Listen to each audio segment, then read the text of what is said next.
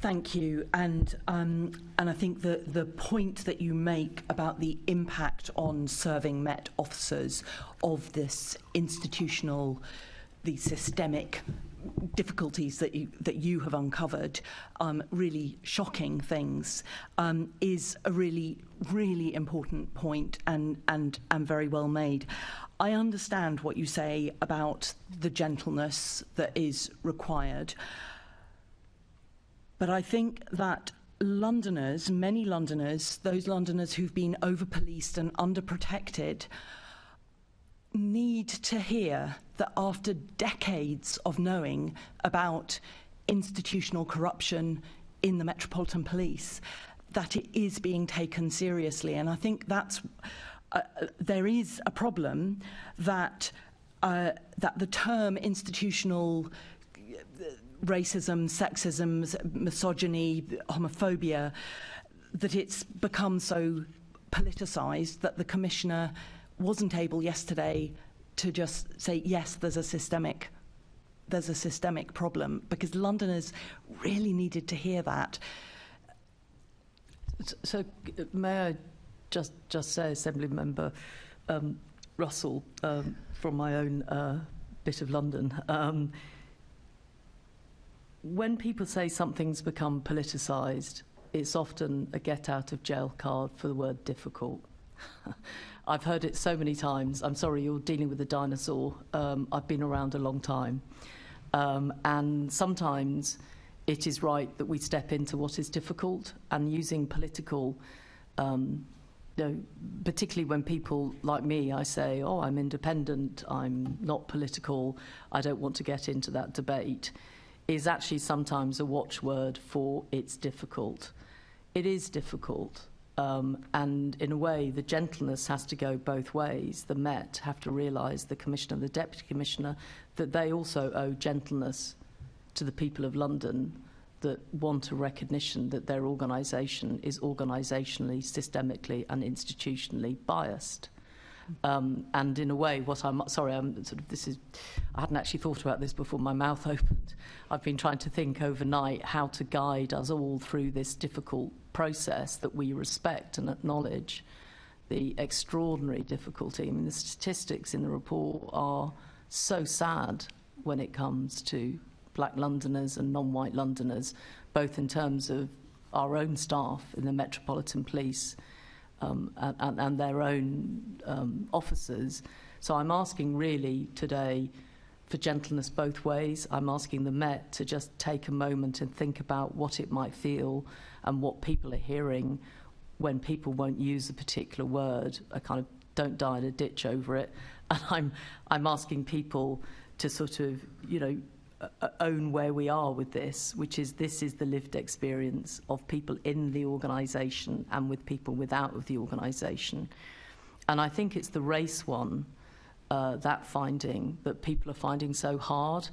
I doubt, my gut feeling is, and I haven't had this conversation, I'm having it live probably on camera here, would we be in the same place if this was just about sexism and misogyny, or would we all just chalk it up and say it? Would we be in the same place, I don't know, if this was about homophobia? I don't know, the fight to be treated as equal if you are gay is more recent in our memories. It's not that long. It was a David Cameron government that put through the equalities that allowed people that are gay to get married. That's really recent. So I just wonder that this is deep into the history of London, and that, in a way, means that we should not call it political. And actually, what's wrong with being political? You're all political. You are democratically elected. It is your job to be political, and it is for civil servants and people in Mark's position to think about how they serve the public and how they serve democratically elected members. I am not political in that way. I'm not affiliated to any political party, but I'm very happy to talk politics, and when politics gets difficult, let's talk about that difficulty. Well, let's... Assembly Member, you've had your time. Do you want a very, very quick and a very short? I just wanted to very, very quickly ask about the issue that you raise in the report about MOPAC and access to access to data, and particularly around strip search. And I mean, I recognise that massively because I have a question that I put in July 22 about the locations of more intimate strip searches of children. And it was really shocking to see that MOPAC have been unable to get hold of data on these strip searches because the coding of the events was being done in such a random way that there was no consistency and it wasn't possible to look at it properly. So I just wondered if you would like to comment on the on that lack of data and the problems that MOPAC have been having getting hold of data from the Met, because that is the Met came in the 12th of September. We have to be fair to everybody. Yes, yeah. I know. I can see Baroness Casey will be able to answer that very quickly for us, or certainly get back. Baroness Casey, can I ask you if you could lower your microphone? No, on camera, it's right in your face, and we would like everybody to be able to see you. I'm sure it's much better lower. Thank you.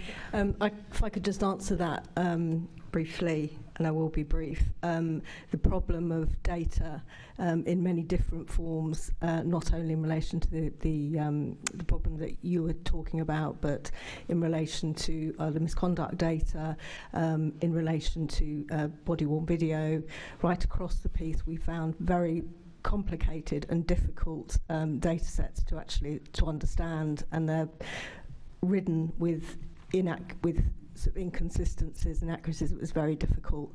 If I could just mention one particular issue that we found very concerning, is we looked for about 3 months to get data on the number of cases each public protection officer was holding, and we never got to the bottom of it. You know, we talked to many, many different officers. We looked right through every system we could.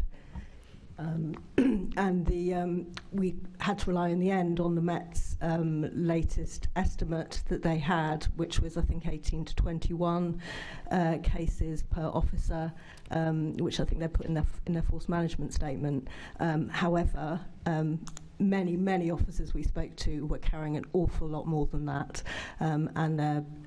so it's the officers who interview women were also very much were carrying sort of double that number. Thank you, and that is reflected in the report as well.